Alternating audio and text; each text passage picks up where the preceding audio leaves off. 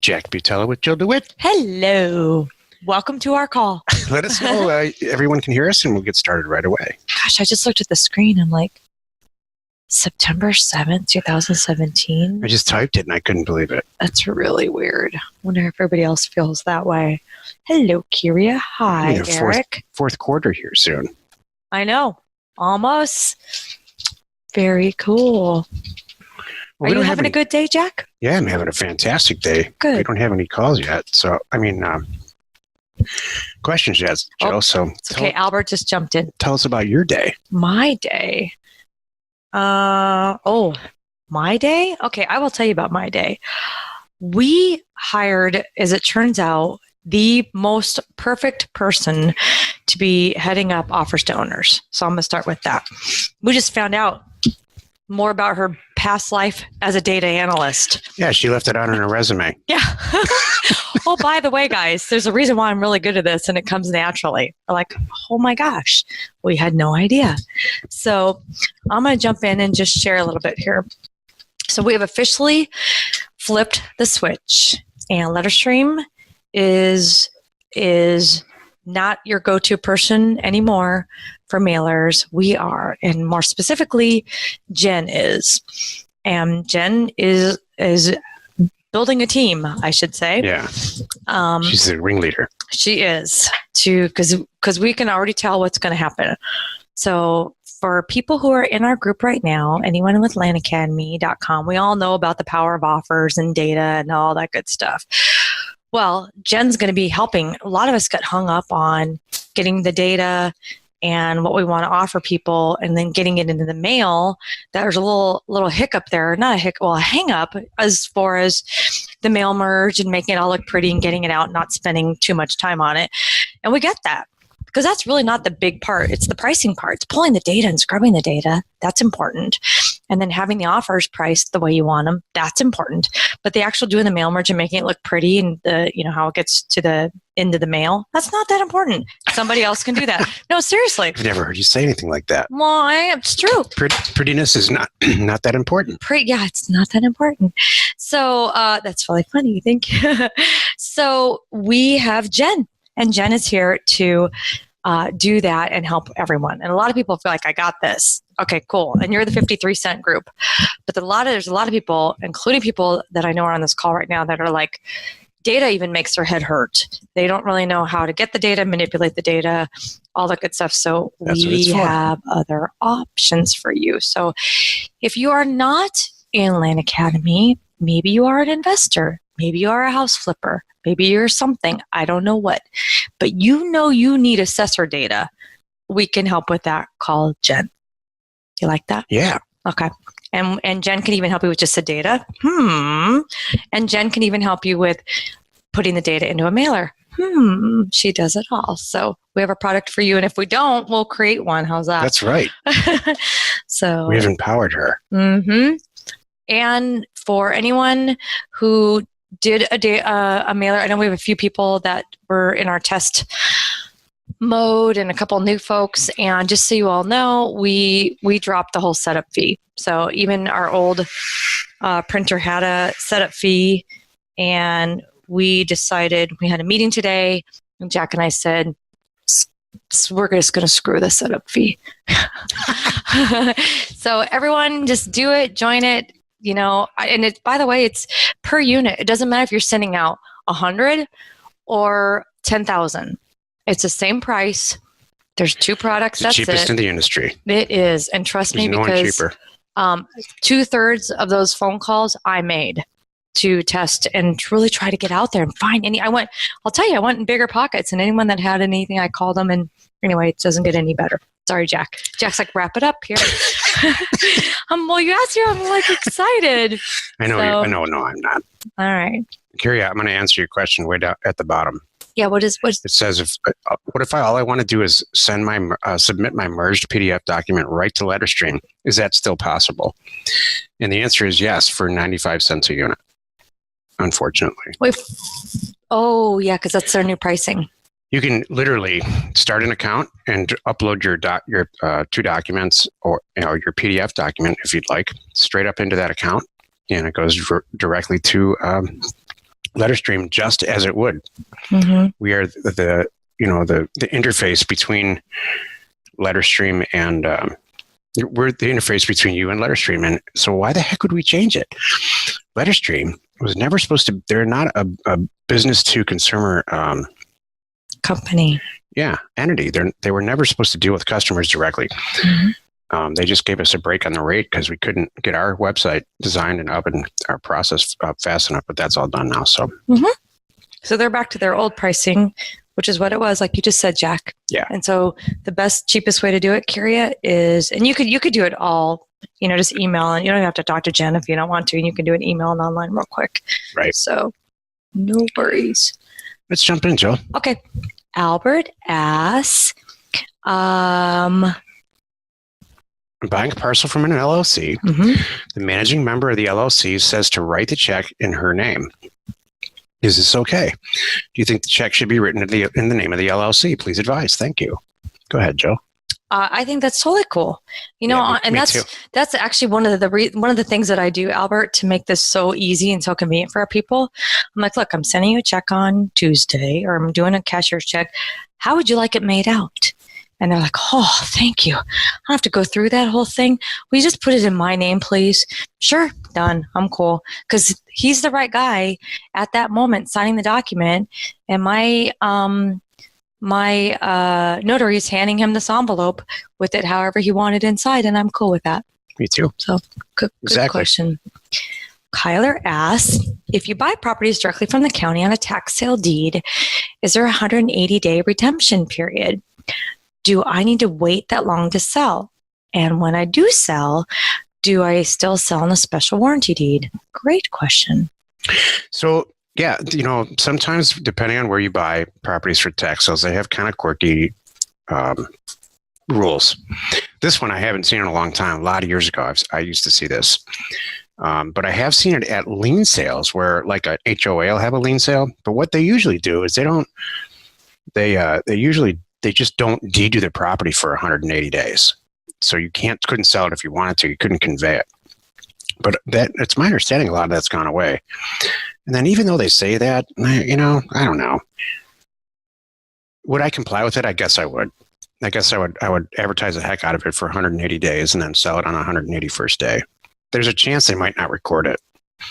That's something we don't talk about very often, but do you know what I would do? A lot of power. I would like to hear this stuff. Do you want to know my answer is a little different. I mean, I would go for it because 99% of the time, is anything going to come back to you? No. So I would go for it, knowing, and I just know what's going on, and I would let the person know. Here's how I bought it, by the way. It's going through the system. It might take a little while to get updated. Doesn't matter. Here's your recorded deed. You have everything good to go. And here's who I am. And here's my website, my phone number. Whatever. If anything happened, call me. Because we know nothing's going to happen. I mean, a lot of times there's statutes that say because the way that counties take property back is all statutory. It's a one big long if then statement. And so maybe I would read the statute to find the real answer.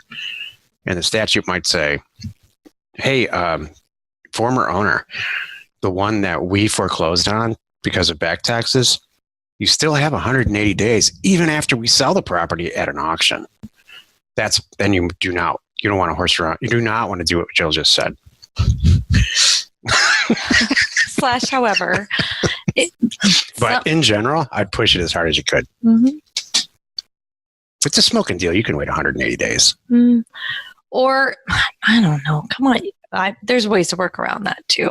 Okay, Jill. Okay. Jill's in a workaround kind of mood this morning. Oh, boy, am I. Have we met? Oh, my gosh. Why, yes, we have. Oh, my gosh. I just told kid number 3 the other day in the car that some of the rules of the road don't apply to me. And he's like, what? And so, yeah. What did he say? He's like, oh, this is great. Yeah. He's laughing. That's great, Jill. So. Creating a monster. I am. Well, no, I didn't say they don't apply to him. Well, I said they don't apply to me. No, they don't apply to me. So, okay. Andy asks, hello. I love the idea of sell before you buy. Yeah. I've used Craigslist for vague ads to see how much interest there is before I buy a piece of land. I like it, Andy. Awesome. When you get replies to the ad, how much information do you divulge? I do not want to give out the APN or address. True. But what if someone wants to drive out and take a look? Can you give them directions on the land you don't own? Don't answer the phone. Just kidding. Don't answer the phone. Jeez, Jill. I'm just kidding. When they call back to find out more information, go, I better go buy that now. So what would you do here? This is a really good question. I know how I would answer it, but what would you do? I'd be vague. I'd be really vague. You know what? I would be really vague and say, you know what? I'd say, I'm going to be honest with you. The ink is not dry. That's exactly what I say. That's exactly what I would say. I can give you the area, but I have to. I can't give you the precise parcel yet. I'll call you in 10 days.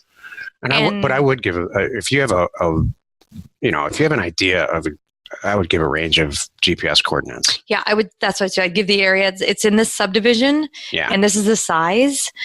Whatever you want to divulge, but I wouldn't give them like you said, the APN and the address because the ink is really not dry. The whole point to doing this, Andy, is to see if you get 50 calls, right? Mm-hmm. If you get 2 calls in the course of a month, I'm not sure it's going to work, but if you get 15 calls the same day you post a Craigslist ad and they're really dying to get a GPS out of you or an APN, go buy the property. Good indication. I'm going to answer. You can always play dumb. Mm-hmm. What's an APN? Stuff like that. Jill does it all the time. What's an APN? To this day. What's an APN? That's hilarious. I do play dumb sometimes. It's true. All right. I'm going to answer. Well, I'll get back to Eric. I'll get back to that. I see your question there. Okay. So Tony asks, have someone who wants to pay on terms for 22 months and is now asking if can use escrow.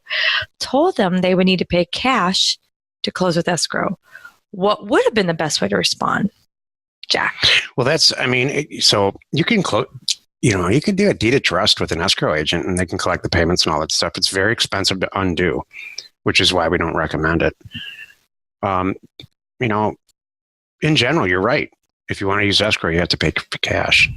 So you do have an option. It's just, I don't like doing deeds of trust. It depends on the state too. You have a bunch of options, Tony. You're a super bright guy, so I don't know what I would say on that, Jill. It's such a hard thing. If they're not a cash buyer, they're just not a cash buyer. But if you like the buyer a lot and you think they are going to go to term, you could just sell it in escrow.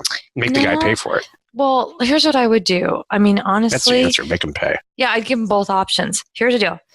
Tony, I think you have a bunch of California property, and this is everything we're describing is very feasible in California. Go ahead, Joe. No, I think I'm pretty much agreeing with you.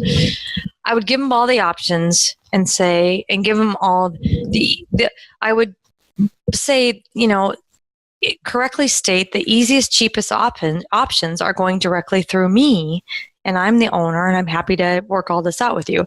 However, you want to go outside my area, now it's going to cost me money, so it's going to cost you money. How do we really want to do this? What I've done in the past too is I've said after the 6th payment, if you pay the down payment and make 6 monthly payments, please, and then we will open escrow and do it your way. And who's going to pay for it? If you after 6 payments, I don't know. You could ask. Maybe split it. I don't know. Is it fair Tony, to split if these it? are the properties that we looked at together, there's so much room in this that you bought some unbelievable properties in California. Okay. So Tony can afford it. Is that what you're saying? I think there's the spread. Okay. The spread in the deal that there's asking price versus what he bought some gems right out in his first mailer. Okay. I hope please type in if I'm way off and this is your 19th mailer. I don't know. It was a while ago. Okay, cool. All right. Yes, it is. Told him good. Okay. Oh, then that's cool. Tony said he'd be responsible for the escrow fees. That's fair. I like that. If you can find the guy on the internet, he looks okay, and he looks employed. It's like you're going to date him or something. What does employed look like? Well, like if he's going to go to the term. He's going to go to term. What if he's wearing a shirt with a collar and no pants in his photo? Then I wouldn't sell the property. But you can't tell he doesn't have any pants on. Jack, you don't have any pants on. Just kidding. You're having one hell of a day today. I really Something am. else. I'm having a great day. I hope that. Jill and I started our day out extremely early in the morning. Yes, we did. Doing a sea trial on a yacht that we are purchasing from a mailer for less than 25% of what it's worth, what we could sell it for next week. That's why she's in a good mood. Yeah. And Kathleen, you're right. Pants are optional at Land Academy. Why are we all here? Because we can do this job with no pants on. That's it. And that's the title of the show. Peter asks, in Pinal County, it looks like the best price per acre is around $3,000. 25% of that is $750. Is that a good number to offer under 5 acres with a bit less or over that? Price per acre is $3,000. So at $750, you're at 5 acres, you're a little shy of $5,000, $4,000. And I know Pinal County, here's a beautiful thing about Pinal County. And Peter, retain this for when you go to sell it. The answer is yes. Very good. I'm extremely familiar with that area. Pinal County, the vast majority of the property in Pinal County, which is the county between Tucson and Phoenix, is Native American reservation or government property. And the vast majority of the property that are both in Pima County and Maricopa County, which are the Tucson and Phoenix, is the same. So there's very, very limited amount of privately held property. And anybody knows anything about the growth out west, those two states are cities are closing in. So I would buy as much property as you possibly can, because that will be the next Scottsdale / I don't know. What's a good city in Tucson, Jill? I don't know. It's like, is there a swanky place? Shucks, what's that north area? I used to know. I don't know, but yeah, like up Sabino Canyon area. Yeah. I mean, there's some really pretty properties up there. That's where Paul McCartney and Linda, his wife, have a house up that way. Believe it or not. I don't believe that. Mm-hmm. No, it's seriously. Well, they should raise their standards a little. Oh, silly. It's very pretty, I promise. Anyway, that seems to be like for $4,000 for a 5 acre property in Pinal County, which if it has good access is a really good deal. That's a Craigslist property all day. In fact, to confirm it, I would throw that at previously. Who was asking about testing in Craigslist? It doesn't matter. Test it on Craigslist. So I would put it out there right now and see how much you're going to get a ton of calls. You'll sell that pretty quick. Mm-hmm. Love it. All right. Sham God asked, went through title for a deal where back in 1984, it looks like there was a break in chain. Guy bought it. His wife sold it to the current owners. Details of the deal. Purchase price. By the way, this was in. This is awesome. This was in Land Investors. Yeah, and thank you again for your contribution there. Oh yes.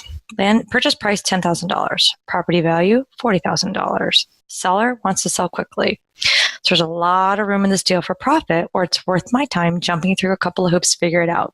Agreed. I don't want to lose a deal from a seller who really wants to sell ASAP, right? But I also don't want to be stuck with something I can't sell. The title lady told me I could try and track down the owner from 33 years ago through Ancestry.com. Oh, that's brilliant. And if they passed away, purchase a death certificate. My goodness. Not sure if there's other ways as well. She did mention hiring a lawyer to do a quiet title. That's what I would do. Yeah, I don't fully understand how the process works yet. But is there a way where I could purchase property now and then deal with the title issue on my own to speed the sale up and not lose a deal? The answer is yes. There is a way you can do that. You just do the deal yourself. And then there's a 99.9999% possibility that everything's going to be fine. Mm-hmm. Or you can go to another title agent. There's a bunch of things you can do here, but you want to get this deal done. Quiet title, since everybody really wants to get it done, maybe you could just buy it, have them deed it over, Jill, for like $1,000 and tell them you're giving the rest of the $9,000 after they comply with the quiet title action. That's what I would do. Give them some money so they won't go anywhere? Yeah, I would buy it for $1,000, deed it to then just like you would. There's some number like that. Right. Now you're at risk for $1,000, and then I would do a quiet title proceeding. And tell them that you'll pay the $9,000 when it's done. The balance. Because they're the only ones who could potentially contest the quiet title action anyway. So you're in a driver's seat here. It may not seem like it right now, but you really are. And call Jam God here. I think you're working in Arizona. If you don't want to tell us it's fine. If it is Arizona, I would call Mark Manuel. He'll do the quiet title action for you. He's the guy who wrote that book. Oh, that's cool. He's done a bunch of them for me very successfully. Right. I'm liking the attorney too. But here's the thing, and I've said this before. If you're going to use an attorney to do a quiet title action, and you might want to get this in writing, unless the attorney's pretty cool, you want to follow in that person's footsteps every single step of the way, because you want to learn. Bingo. Because it's laughable how simple it is to do a quiet title action. It's a lawsuit. It's the same process that the county goes through to foreclose on taxes, and it's incredibly simple. Yeah. It's called in Arizona. It's called judicial foreclosure, and you just file a bunch of papers. That's the reality. A lot of this, you're right, Jack. There's 6 steps that they all take. We just don't know what some of the steps are. You have to file this form here and file that form there, and as you do all this stuff, then you'll know. Now you know. You can do it again and again and again. I just filed for a brand new LLC in Arizona to put this boat in, and at the top of Google it said, "We will file your LLC for $800 or something." And I'm not joking. I timed myself. Right. It was $85, and it didn't take 3 minutes. Yep. That's true. I literally said, "Hey, we need the XYZ," and he emailed me right back. I'm like, "Well, that was fast." So a quiet title action through an attorney is going to cost you at least $1,000, probably more. But on this deal, you can totally afford it. Mm-hmm. But just learn for the next one. Shem got asked too, when you mentioned another title company, what would calling another do? Maybe you can just get a second opinion and say, if the people are all passed away, I guess my question is, are they refusing to convey /escrow/issue title policy, or do this? Ask them if they can just list it as an exception. So if you look at the Schedule B on any title policy, there's all these exceptions. Almost always with our product type is access. Even if you can drive right up to it on a county road, for whatever reason, most title companies just won't insure against access. Another thing they won't insure against, and it's an exception in the insurance policy, is so if this gets too boring, will you tell me? Mm-hmm. I'm sorry, you woke me. What? If they won't insure against anything that is not within the chain of title, which just seems ludicrous to me, like some kind of rogue, weird claim that's, somebody owns something because they got divorced or something like that. So this almost seems like a regular Schedule B exception to me. So I would actually go straight back to that. If they say no, if the title agent says no, tell them you want to talk to their boss. Jillify it. So funny. Pull a Jill. Sometimes when you read the title documents, you kind of go, okay, so really all that you really insured was the person standing before you and signed it is that person. Exactly. You're not insuring anything else about the transaction or anything. I'm like, wait a minute. So, okay, got it. All right, so Peter asks, does a Colorado treasurer's deed from a tax sale still create a cloud that needs a quiet title, or can I just disclose this when selling a lot? From personal experience, that is longer than 2.5 years ago. It's the latter. You just disclose it when you're selling it, if you even want to do that. Mm-hmm. A lot of people have a lot of opinions about Colorado treasurer's deeds, and I'm not sure why. I really don't. It's a good question, Peter, and I would definitely confirm my answer. But if you special warranty deed a treasurer's deed property and convey it to somebody and sell it and run it through the county, you should be fine. Peter also asked too if you could recommend a good closing agent in Mojave County. Yes, Dora Goodmiller or Denise Goodmiller with Pioneer Title. If you just Google them. Cool. One was a former recorder for Mojave. The other one is her sister. I've done maybe 5,000 to 8,000 deals with them. Cool. All right. Chuck asks, in doing micromailers, is your key parameter the number of active listings oversold? And when do you shy away from an area where the days on market are over a year or so? Any more guidance on zeroing in on an area by prioritizing key parameters? So micromailers for us are for houses 9 times out of 10. There's some places like cabin lot areas that we do micromailers on, but I would not touch for a micromailer days on market that are less than, 100 stretching it. I would maybe even say 60. No, 60 is probably too much. Maybe 90 for land. And then zeroing in on price, like active listings versus solds. I almost never look at sold listings. Almost always look at actives. If you have a lot of data and it's an urban area, I'm doing a video on this right now for a community in Los Angeles called Torrance. And the amount of completed sales data in a positive way in some counties in California is staggeringly positive. So sometimes you can really get in and find out the last, 3 to 8 months, especially with houses, some really good completed sales per square foot numbers. Mm-hmm. So, but in the end, unless you're super ultra experienced, I would stick to active listings. Cool. And even when I look at sold listings and active listings, I come up with the same number. Mm-hmm. So completed sales are really overrated. All right. Shamgod asks, there's some leads I get where there's barely any comps. Handful of properties on LandWatch or Zillow, but way too small of a sample size and or not comparable in terms of type or size. This is almost always great.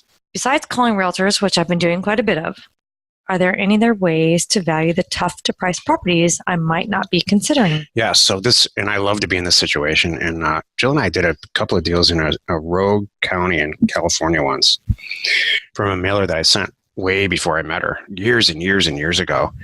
And she had a reaction. She had this reaction like, there's no data. What are we gonna do?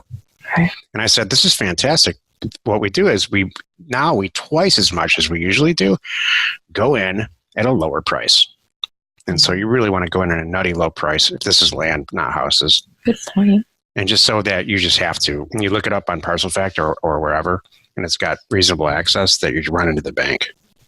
It's basically, you're setting your own market. You could just, because you could say, here's what it's worth, and no one can argue because there's nothing to compare it to. Yeah. And you almost always do. You won't get a 1% return. You're going to get less of a return, but the properties that you buy are awesome.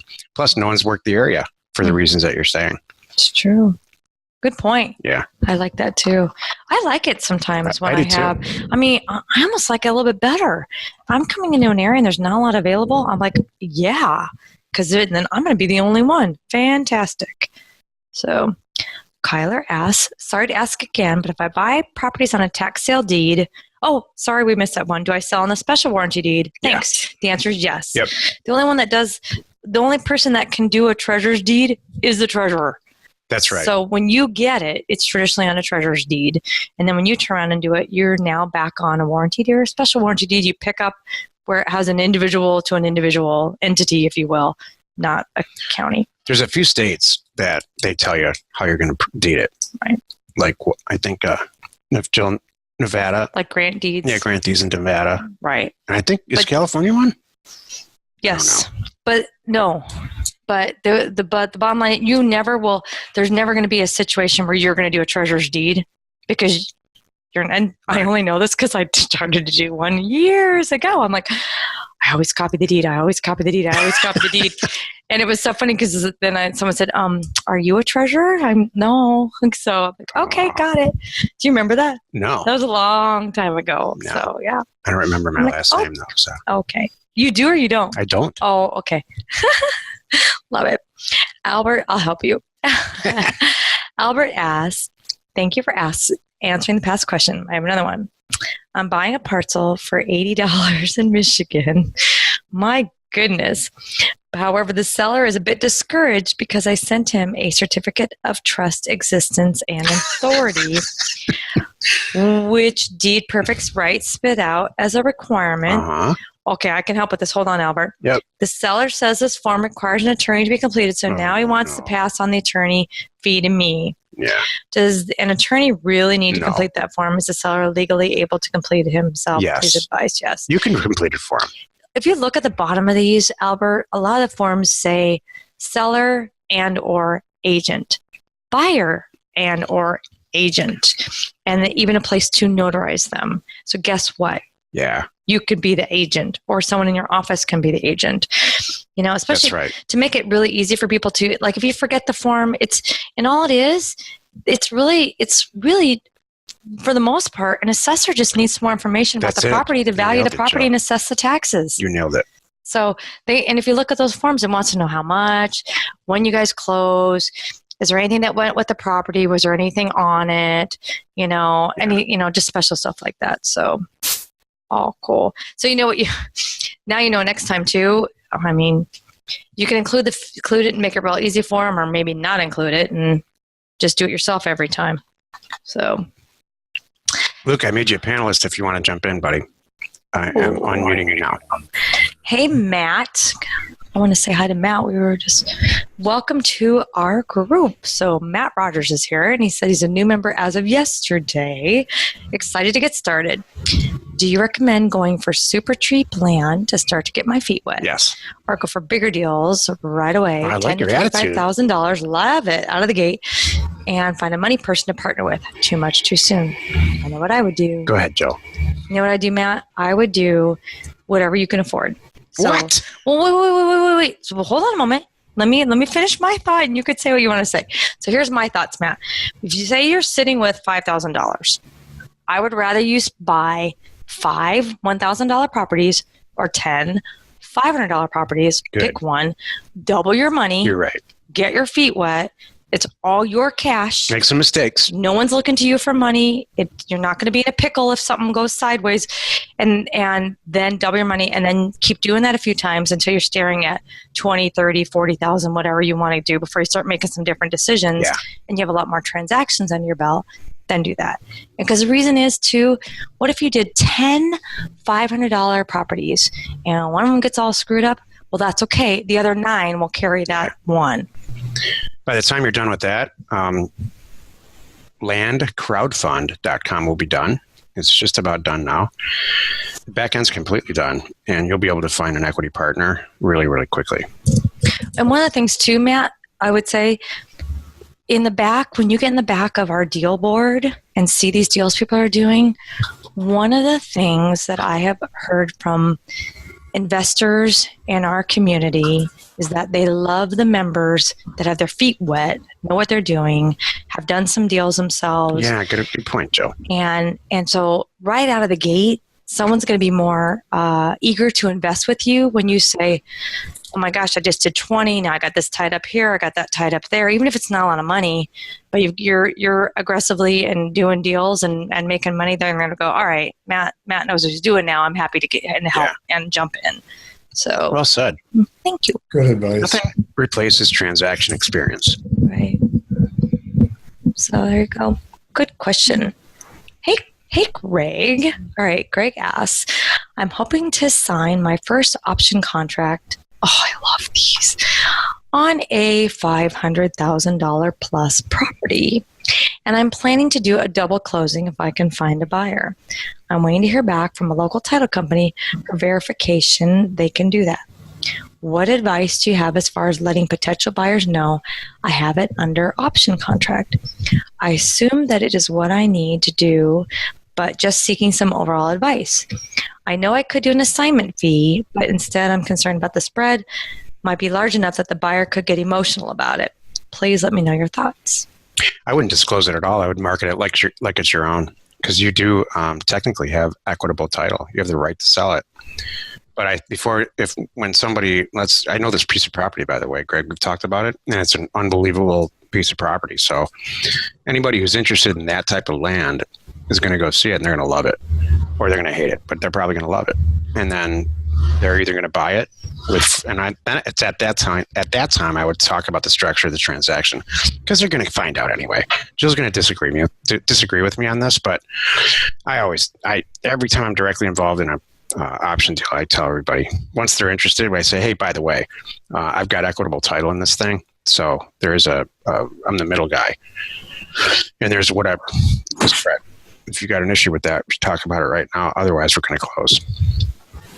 And you might even want to say, hey, I'll give you $10,000 off or something like that if it's that big of a deal to you. But you seem like you really want to get the property done and get the deal done. So let's get it done. Or would you keep it under your hat, Jill? I My number one rule is be upfront and honest when someone asks me, but I'm not going to sit and just spill out a bunch of information if they don't ask for it. She's a better peddler than I, too. I'm serious. Really? Yeah, you ask for forgiveness, not permission, ever. Oh, I do that every single day. I can count it. 3 times you've done it today. You and I worked in the same office today, which I'm telling you is not a good idea. No, not for us. So, but for a lot of reasons that we had to, and there's some backpedaling going on with some vendors. Jack and I worked. And you always won. Every single time you won. You got what you wanted. Wait, not like it was a contest. Well, I mean, not winning, but like you got your way. I'm not trying to. You're not trying to get your way. No. Okay. That's a first. So you're not allowed to lie on air live. God, I'm backpedaling. Hold on. Marilyn asks, question regarding sales agreements. I'm going to move right on. Do you use the same blind offer template used when procuring sellers when selling your properties? If so, when a buyer wants to go through escrow and will be paying all the escrow fees, do you have a suggestion on how to word it? Do you request earnest money be deposited into escrow? I can't talk now. Are there instances when you do not provide sales agreement to your buyer? For instance, website buy now. Yeah. Go ahead, Joe. And what level? We're going to differ on this. What are your thoughts of offering satisfaction guarantee for 90 days after purchase to build confidence level? Well, these are all great questions. They're great questions. We're going to differ on this pretty good. The same. I'm going to go one by one if that's okay. Yeah. Okay.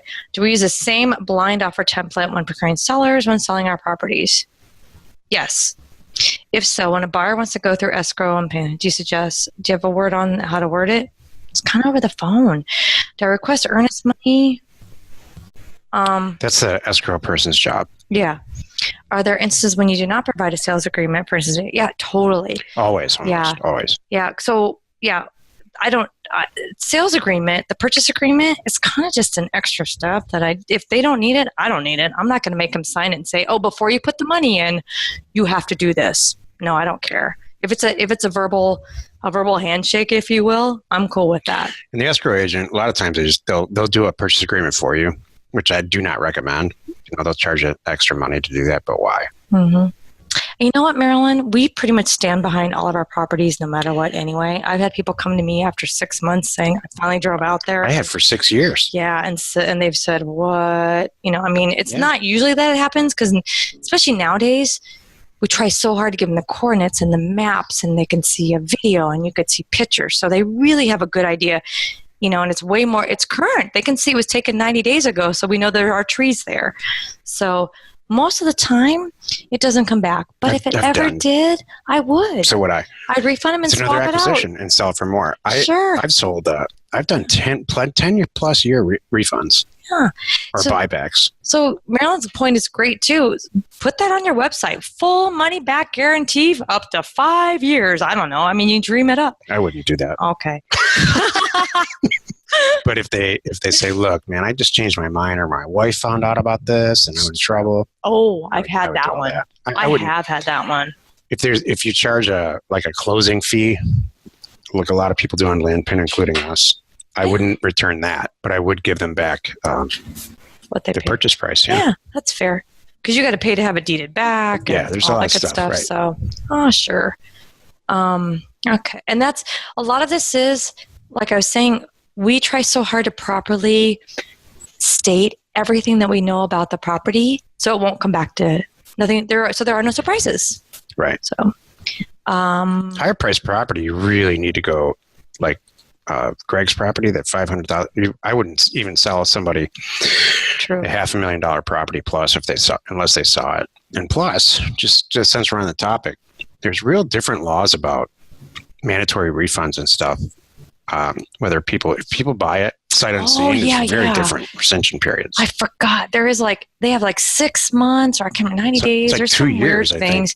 6 months if you see it or something, and 2 years if you don't buy it over the phone. Exactly. So every state's different. Yeah, there are some legal things with that too, and we just choose to make sure everybody's happy, and it doesn't matter.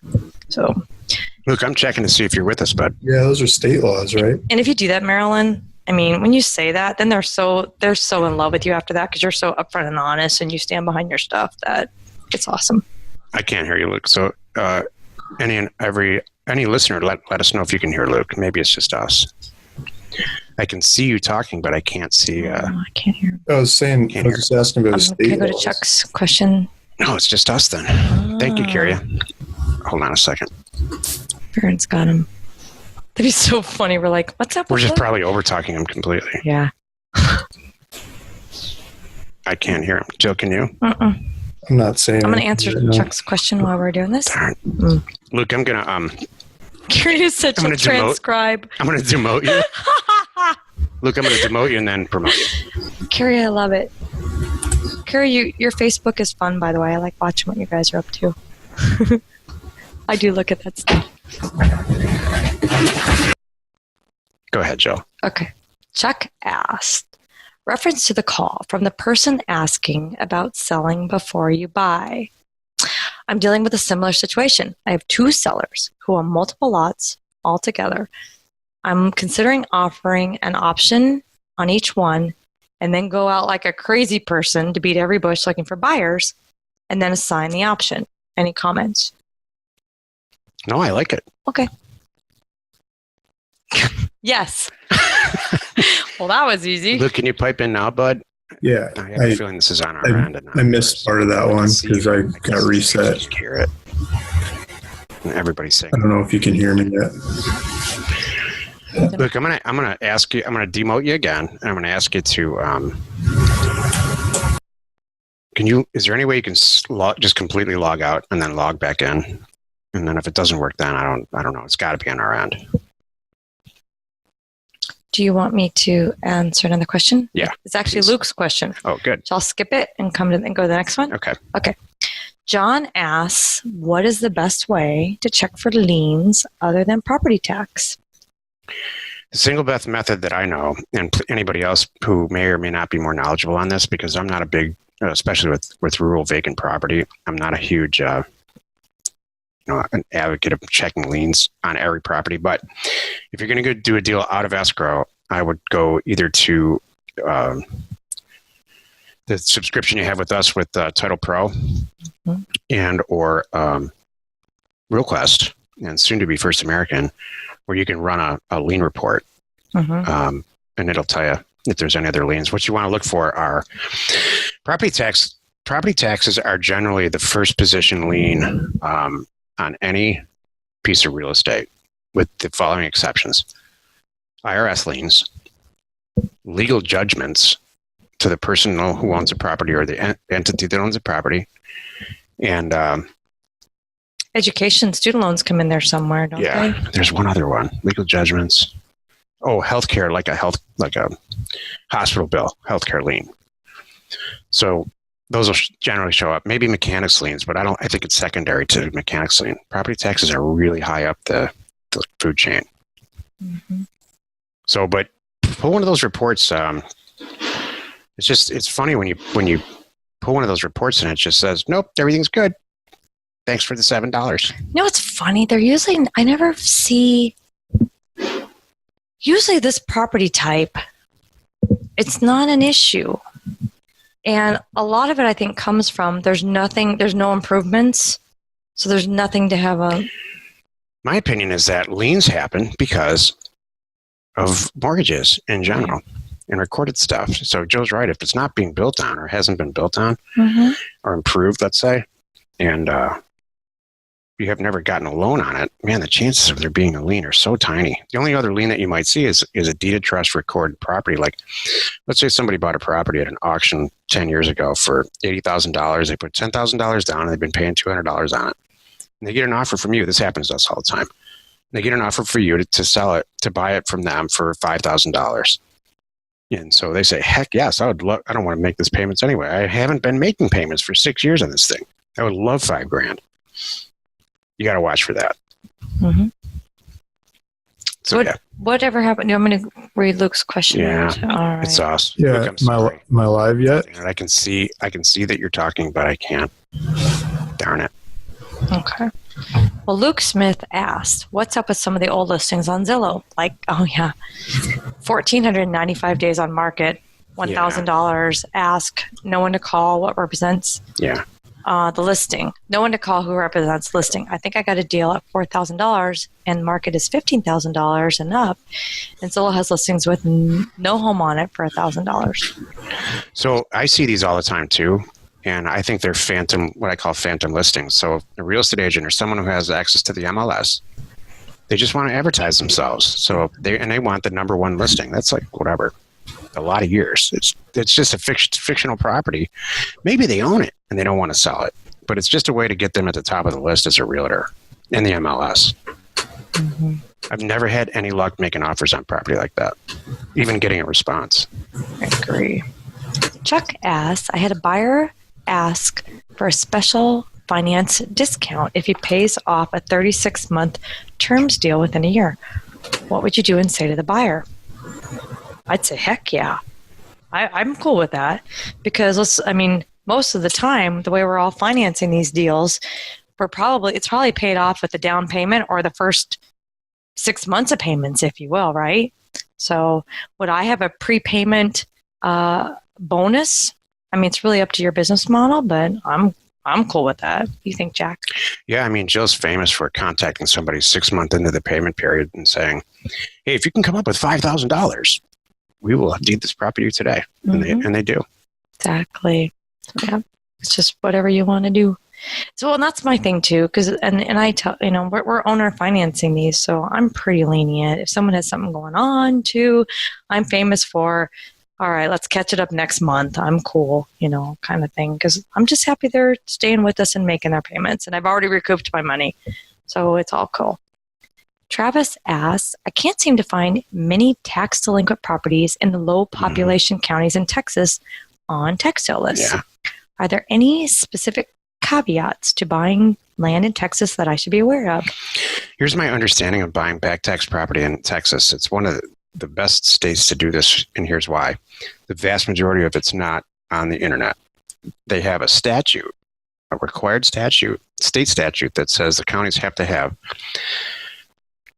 and I think this is some version of a direct quote, on the county court steps, a live auction every third Tuesday of the month or second Tuesday of the month. But I don't think there's any requirements. And please don't take this every word of this. This is my understanding, and it's a couple years old. I'm not sure they have any requirement to advertise the thing at all. And if they do, it's just in a local newspaper.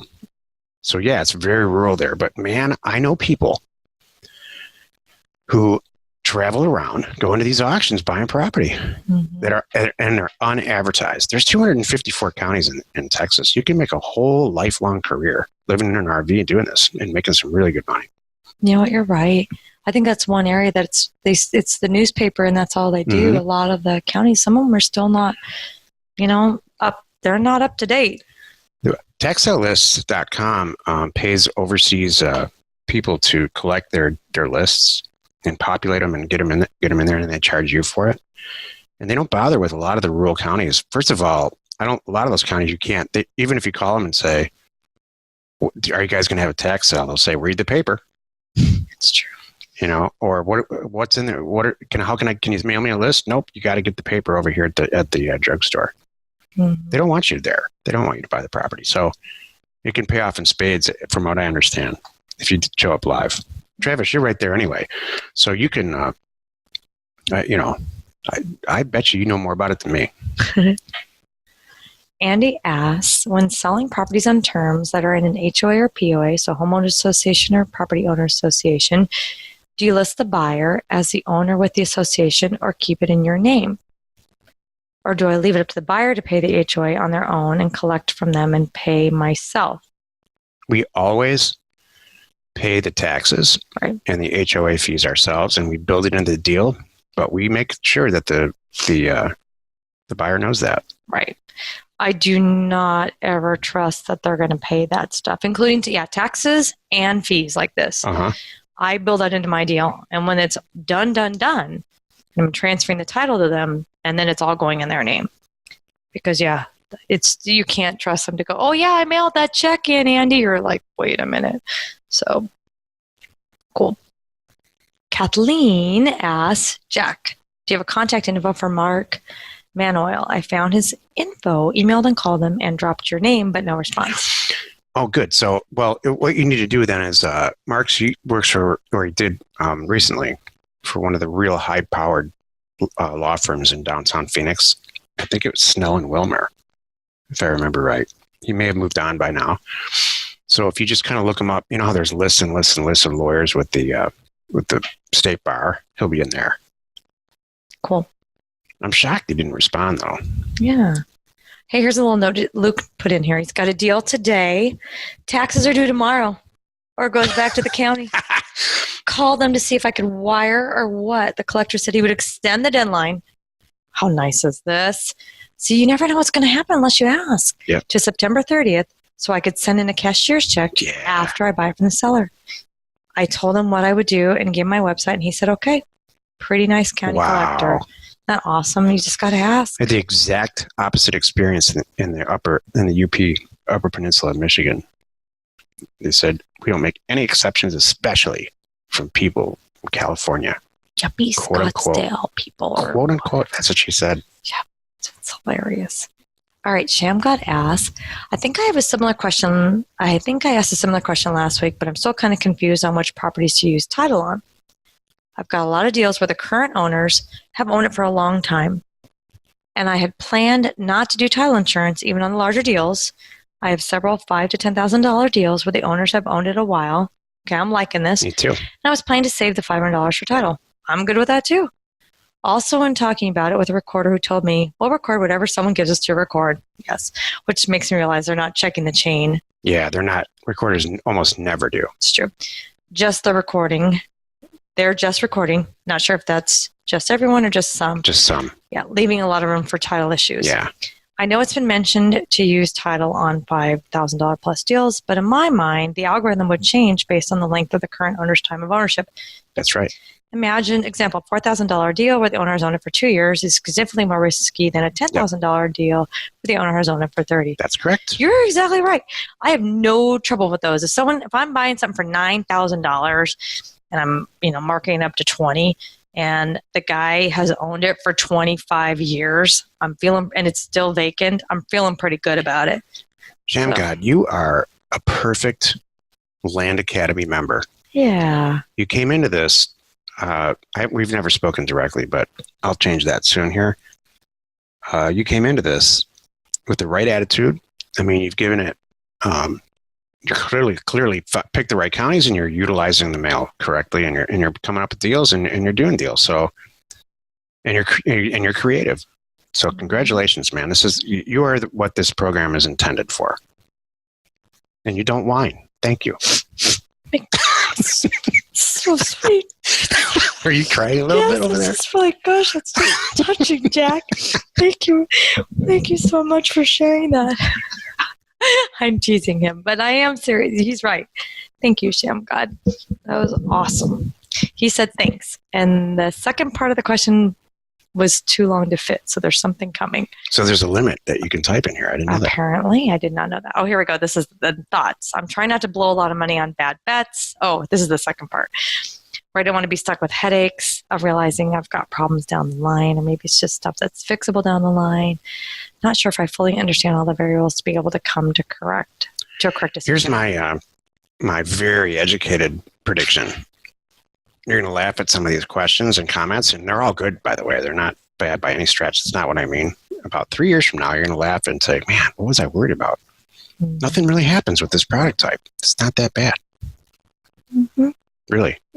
You're going to find out, Jill and I never, I'm knocking on wood here, but we never check lien reports anymore. I mean, it's just like a mill when we buy a lot of these product types. Mm-hmm. Well, and you're right, Shamgod, too. The recorder, their job is to record. The record is really not to analyze, to tell you to, this and that and that. They're supposed to make sure it looks correct and it's formatted the right way, and your taxes and whatever fees are correct. The fees and stuff like that. And then when it's the normal thing is the assessor goes, oh, wait a minute, we got a problem. It's like then when they're officially changing ownership and taking that person on and putting you on, it's the assessor goes, whoops, wait a minute. It's supposed to have this guy's wife on here too, and the wife's not there. That's usually when it kicks back. And if it does at all. If it does. But usually by 30 years, they will have found it. Or a couple years, kind of thing. That's why we don't worry. Because you know what? And you'll see stuff. You'll have stuff get recorded. Gosh, most of us have done this. 6 months go by and you've already sold it, and you're like, oh shoot. Yeah. Now I gotta go back and fix my mistake, and now I gotta call the guy that bought it from me and tell him I need to redo your deed real quick. Sorry, but that's so you hang on to these information, but because something was found, but it's not the end of the world. You fix it, tell everybody, and send them a new thing, and we move on. So cool. Farron asks, in a follow through with an out of state quiet title action. And is that how to do one? I lost. It's okay. Oh wait. Then he has a follow up. In following through on a quiet title action, how do we physically file a suit if we're 3 states away?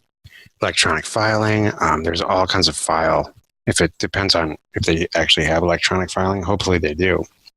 You can hire a paralegal, and that's what attorneys do anyway. Attorneys don't do any work on these at all. They just have a paralegal that they either sub out, like a subcontractor hires an electrician, or you're welcome to do the same thing. Mm-hmm. Just look on wherever you would find a paralegal, Craigslist or whatever. Perfect. This is paralegals. Quiet title is they can charge a lot, and it's real easy once you do one. So it's a good moonlighting. A lot of paralegals do it moonlighting. They charge $500 to do it, property. Cool. Kathleen asks, what's the deal with floodplains in Pima County? Yeah. I know all about this. Go ahead. Yeah. What do we do? Yeah. During research, we know this county. I happened across a listing for the parcel immediately adjacent to the one I'm looking at, which disclosed a FEMA A02 special flood hazard. It has to do with the monsoon floods, requiring mandatory flood insurance for anyone who wants to build. Which you can't get. As it turns out, my potential hazard does as well. My potential parcel, does as well. And a few other parcels in a different location in an old 1960s subdivision in which nothing has been built. The plat map of the subdivision indicates that flood control district review and approval are required on the lots in the subdivision. Maybe that's the reason nothing's been built. Thinking of passing on these parcels. Thoughts? Pass on them. Yeah, it's monsoon. The floods do happen, but it's only it does, but it's like only in August and beginning of September, the monsoon time. But it's true. They're called I like to call it a 100-year floodplain. It's in a 100-year floodplain that floods every 10 years.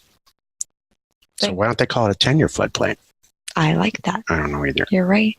Check out what Albert wrote on his before he left for the bank. He said, Albert said, just a testimony.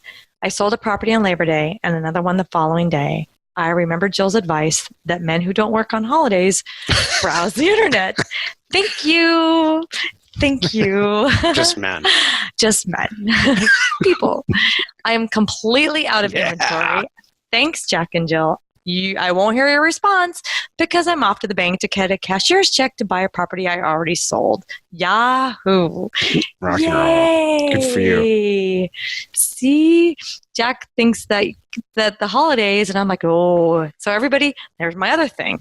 Not only are holidays great days, but when there's snow or bad weather and people are stuck inside and they're on the internet. Or they're with their families. Yeah, my favorite is like after Christmas when the presents are open and then dad wants to go hide in his office. Oh, yeah.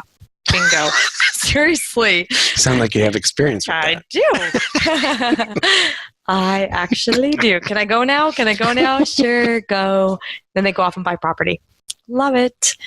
Farron asks, we put a single property up for sale and just casually mentioned quitclaim deed situation. Hashtag bad.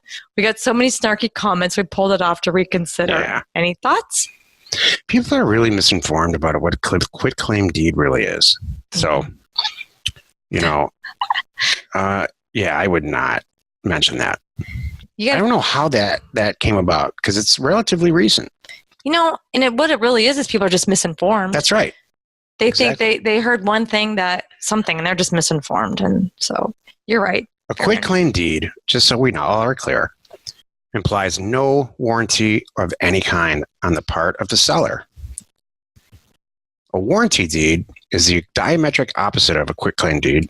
In fact, what it really says, literally, the seller is warranting the condition of the title for the life of the property since it was homesteaded. Mm-hmm. Is that what you want to do? Do you want to warrant the title, the quality of the title back way before you were born, like the Lincoln days? Abraham Lincoln? No.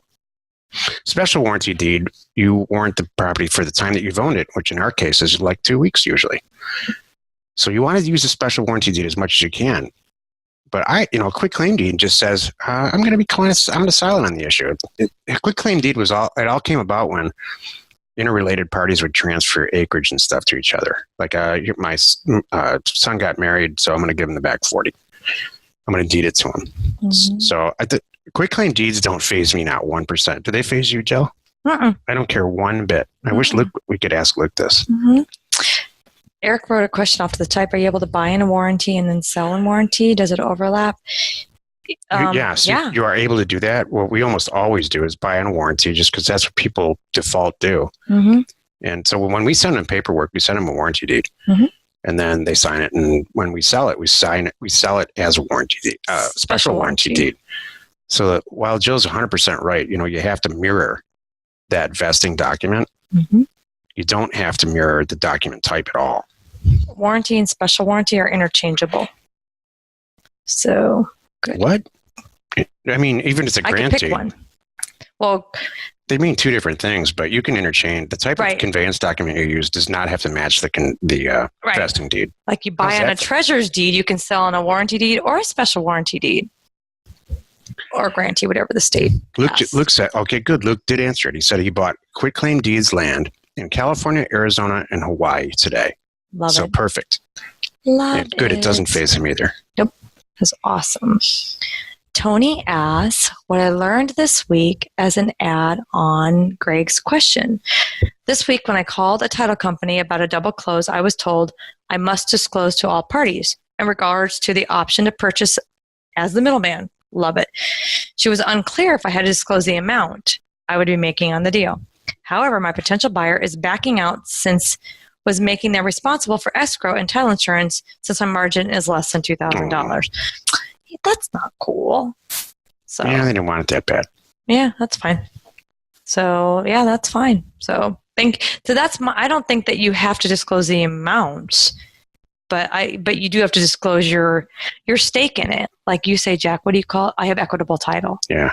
Kind of thing. Because that's different than equitable title is different than I own the property. It is, but I mean, it's pretty darn close. It's true.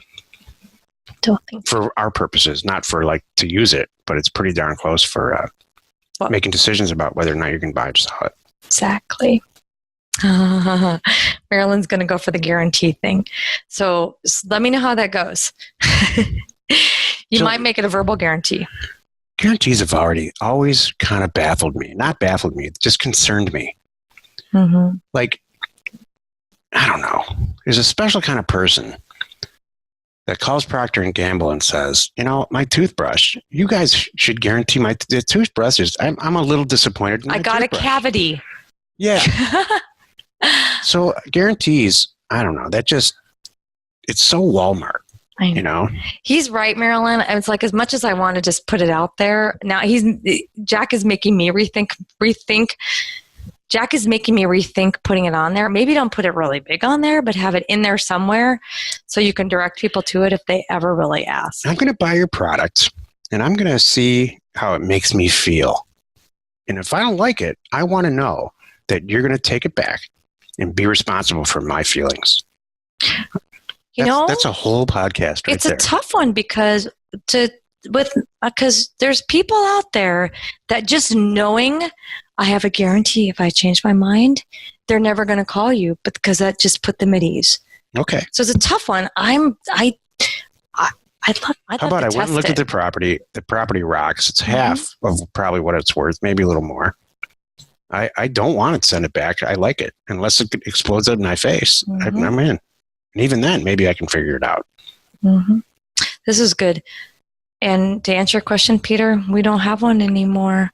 That was before. What's the best use of, the question is, what's the best use of Earth Point? There's not any longer. There's no before Parcel Fact. Parcel Fact replaced it. So yeah. In the end, the result of Earth Point, the way we used it, or use it, I guess, is to find property. To back into it by meets and bounds, legal descriptions, and things like that. Pretty almost impossible to find subdivision property that way, unless you're really experienced. But Parcel Fact solved it all. Yeah, that was way back. That was years ago, and that's all we had. So we don't even use it anymore. Chuck asks, thanks for the answer. I'm going to start promoting on Craigslist even before I get the options signed, since we're still negotiating to see if I really have a deal or not. Good. Love it. Onmore asks, I sent a large mailer to a county in and what's in New Mexico. Oh, Minnesota. Okay, I'm like, it's Montana. Go through the list here. The price range was pretty wide. On the lower end of the price range, I sent out just a standard purchase agreement. On the higher end properties, I sent out an option agreement. Outstanding. Did it just to test and see what came back. So far, I've been getting a mixed reviews and talks with a few sellers, but no signed agreements sent back in the mail. Have you ever done a mailer with just an option? If so, what's been your experience? I would never consider. I would love to hear how this goes. If you can email me, Anwar, that'd be great. I would never send an option agreement out. I think it raises too many questions. But maybe that's what you wanted, and it's going to work out for you. I don't know.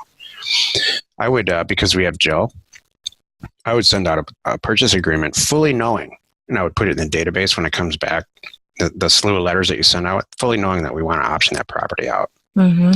And so whoever answers the phone, whether it's Jill or somebody on her staff, would say, yes, we would love to do it. I'm going to send you an option agreement. This is how we do this type of property, or some version of that.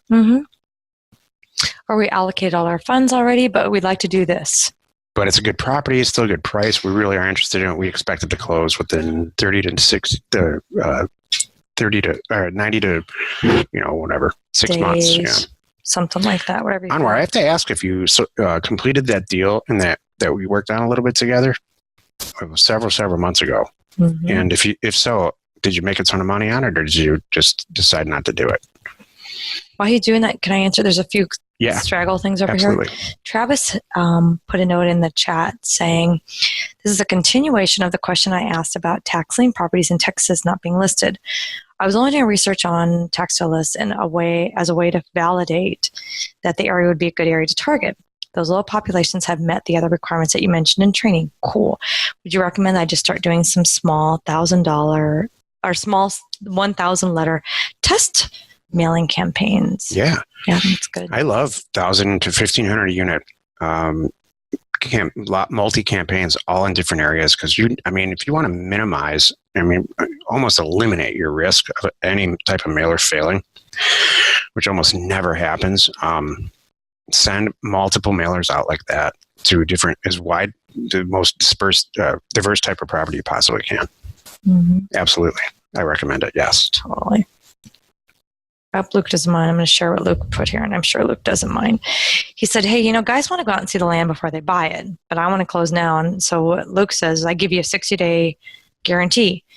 Buy it, go look at it, and if it's not good for you for whatever reason, sign it back over and I'll refund you. Good. It closes deals. He said, I don't promote that anymore, but just as a last resort to close a deal. That's awesome. The fact is we have a 100% money back guarantee for for your life. That's the true guarantee that Jill and I do not ever really say out loud. Really, I mean that because, unless the property, there's something really changed, I would 99% of the time, we're going to make more money on it. These people, they buy them, they do something with them, or they flip them too. They're selling them and moving on. That's a lot of it for our buyers. So, are we out of questions? Yeah, and I think Anwar maybe he wasn't, or maybe he's on the phone closing deals. I think we're good. All right, Jack, do you have anything else that you want to add? No, yes, I would like to add this. Luke, next time, here we go with Anwar. next time I'm going to call you like 15 minutes early, and we're going to have a little pre-talk that's probably open to the public just to make sure that your mic works and stuff like that. Because the truth is, when we post these calls on YouTube and on land investors, when Luke's involved, we get better numbers. Not with me. I'm just kidding. I'm just kidding.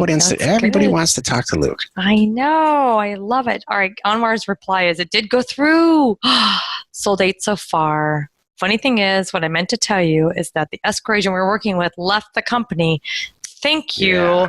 Not even a week after the whole thing blew up. All right. Thank you. Oh, man. Yeah. That's good. I hope she retired. Uh-huh. She needed to retire. Uh-huh. All right. There's a few more I'm going to throw in here. Okay, Jack? Yeah, absolutely. I think I'm going to let Jared, I'm going to ask this to Jack and let him answer. Who is your biggest competitor on the land education space, and why are you better? This is good.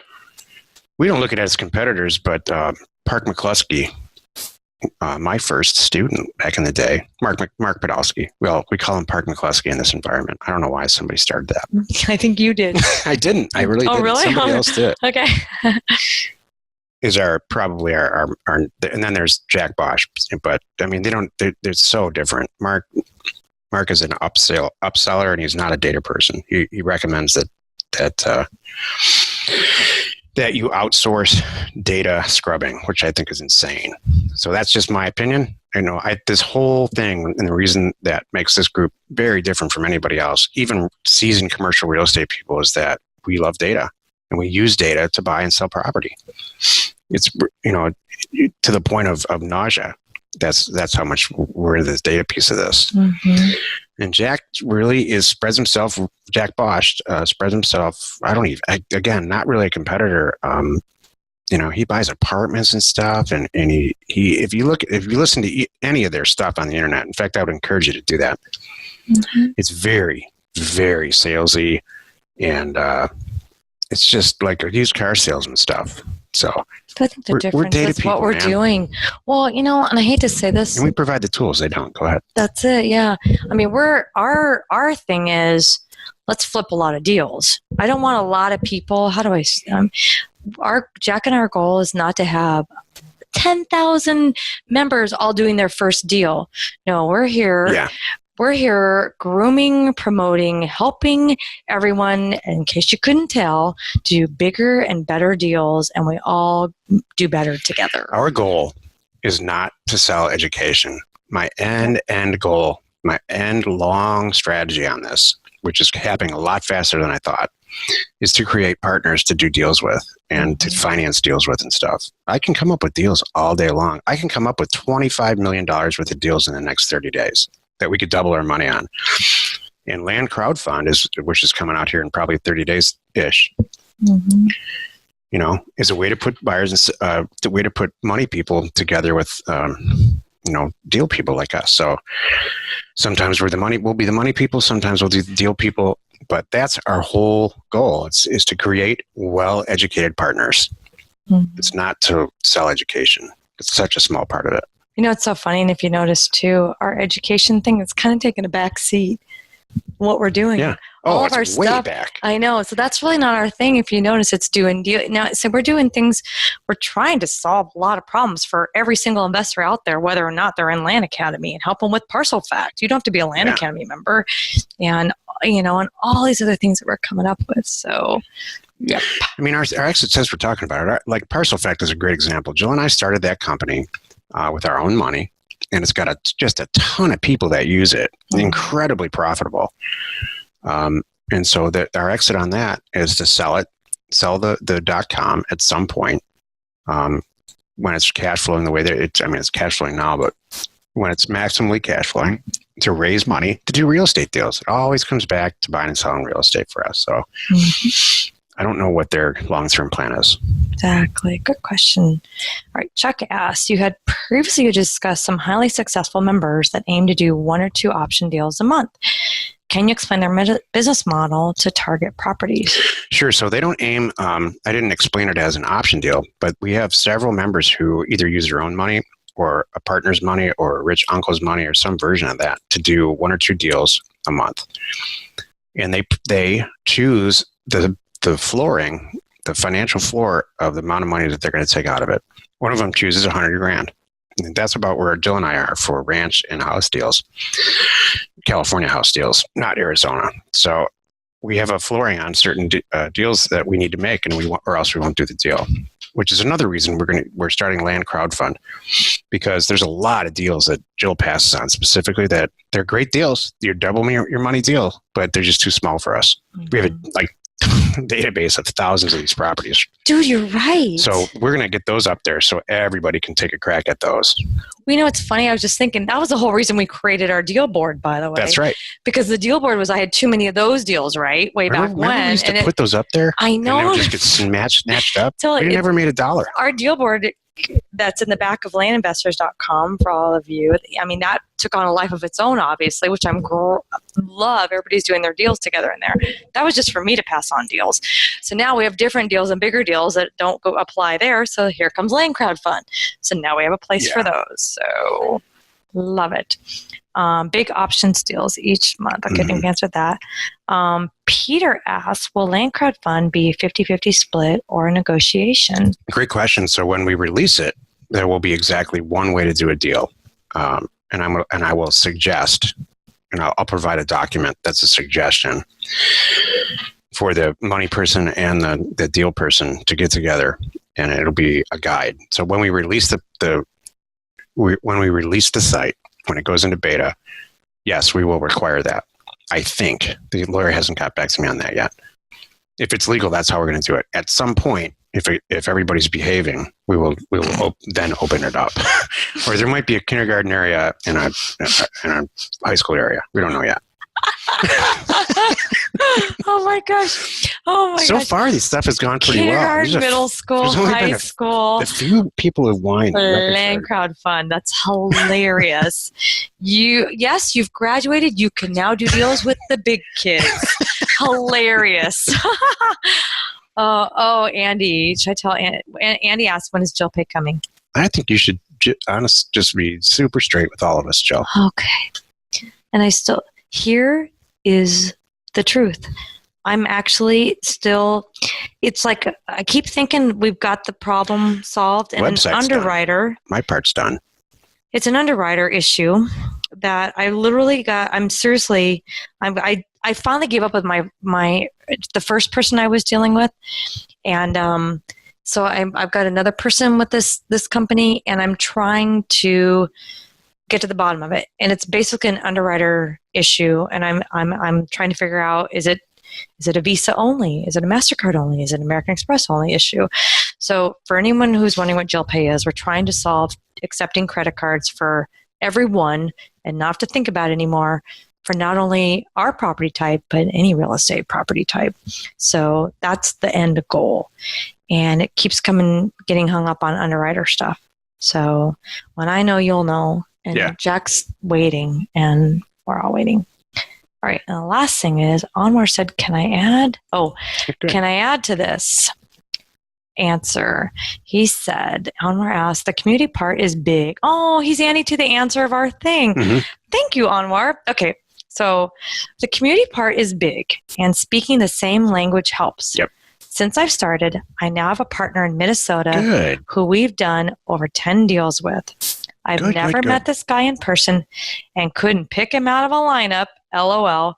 But since we're part of Land Academy together, there was a mutual understanding of how business went. It's been great. We're about to start an LLC together soon and really get things going. That's great, man. That's what Land Crowdfund is meant for. Mm-hmm. That kind of relationship. Exactly. Luke's got some good points here at the bottom here when you're done, Jill. Yeah.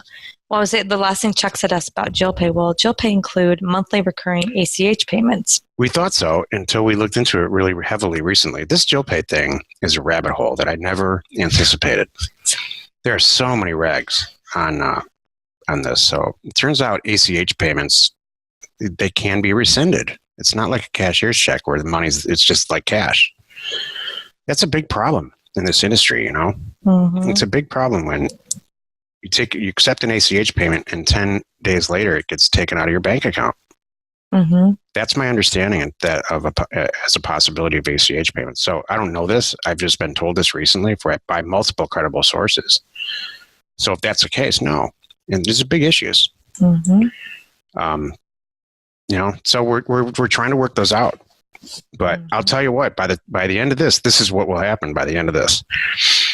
We will know whether or not MasterCard, separately Visa, and separately American Express accept real estate as a form of something that they're going to include as an acceptable product type.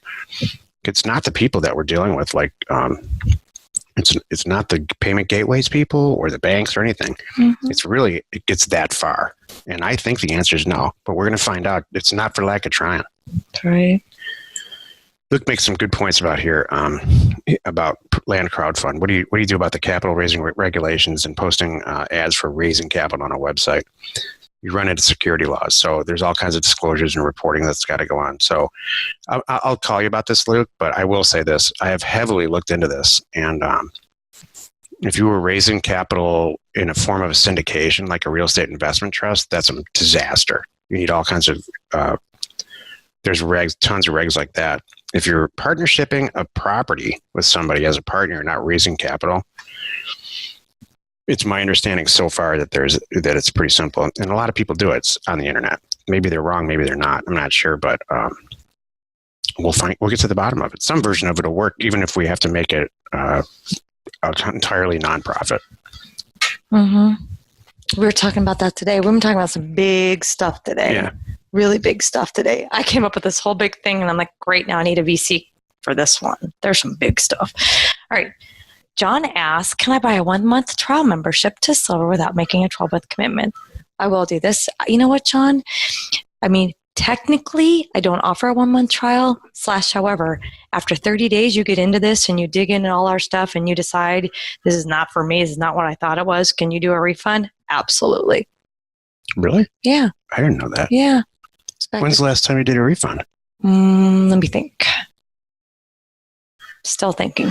Have you ever done a refund? Ever? I have. Well, I had one. I had one early on, but you know what? The one they came back. Yeah. So yeah, I'm trying to see if he's on this call. You did a refund, and then 6 months later, you bought and sold a house and said, "I never want to do that again." Oh shoot! I'm sorry. I was wrong. I need you guys. It was really cool, and he's very vocal about it. He's like, "All right, got it." So you know what, John? I'm glad you're here, and I'm glad you're asking this. Hey, and here's my thing. I want you to do everything you can for free. I'm glad you're on this call. Please get into Land Investors, which is free. Listen to our shows are free. There's all kinds of stuff out there that you can do and be in our world for free. Yeah, that's the right answer. And sorry. Thank you, Jared. Jared just typed in on the little private thing. It says, I just stole all your knowledge and now give me my money back. LOL. It's in the queue. The monthly payment is, here's the deal with the monthly deal. It's not because we want to spread the payment education out for over 12 months. It's because you need the data. In the subscription, if you went to go get the subscription to all the data the sets that are involved in what you get for $250 a month, it would be like $6,000 literally as an individual. It's because Jill and I negotiated fantastic. Well, usually Jill, negotiated fantastic rates. So it's not like you're paying for the education for $250. You're paying for the actual tools. And we're our commitment. I mean, we're as licensed providers, we have these annual contracts too. So that's really where it came from. We don't get this data for free. I didn't make up the 12-month thing. It was kind of like, well, we have a 12-month commitment, so I guess you have a 12-month commitment. Yeah, that's exactly right. That's kind of it. So, but, and like I said, John, you're getting to know our group here. We're an awesome group, and we stand behind everything. Most of us. Okay. All right. What did Marilyn say? Marilyn said, being a member and signing up for 1-year commitment personally gives me the motivation to keep on going. Good. Hey, motivation's Jill's middle name. It is. I love it. Well, the thing is, too, you need the stuff because when you get in, you send out a mailer. It's not like you can do a lot in that 30 days and do all your due diligence. Now when your offers are coming back after a few months, now I got to get into this other product because I got to do my due diligence on it to make sure I want to buy it. Next thing you know, 3 months have passed. There's tons of members doing deals with each other too. That's something we never talk about. That's a benefit to this that was not on any list anywhere. Well, we're right here with you. Where else can you log on like we're doing right now today. Right. Bring it, any question you have, and we're both right here every week. That's a good way to end this. It is. Thank you, everyone. We will be here at the exact same time next Thursday. Have a good week. Bye-bye.